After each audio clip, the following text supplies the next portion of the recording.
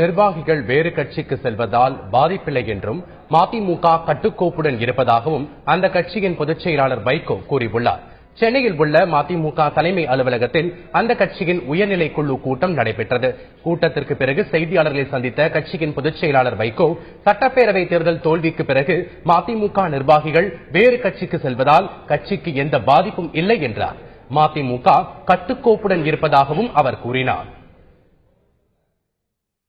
தேர்தல் தோல்விக்கு பிறகு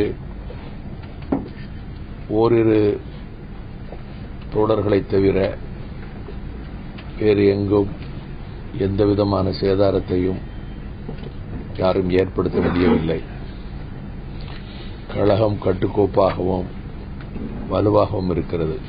தொண்டர்களுடைய உறுதியினாலே இயங்கிக் கொண்டிருக்கக்கூடிய கட்சி. அதனால் அப்படி ஒரு சிலர் விலகிச் செல்வதனாலே கட்சிக்கு பாதிப்பு ஏற்படவில்லை. அந்த இடங்களில் புதிய பொறுப்பாளர்கள் முன்னைவிட மிக வேகமாக கட்சி பணிகள் நடைபெற்றுக் கொண்டிருக்கின்றன.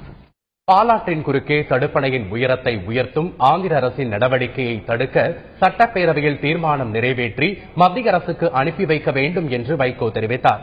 ராஜீவ் கொலை வழக்கில் சிறை தண்டனை அனுபவித்து வருபவர்களின் உடல்நிலையை கருத்தில் கொண்டு அவர்களை பரோலில் விடுவிக்க வேண்டும் என்று வைகோ கூறினார்.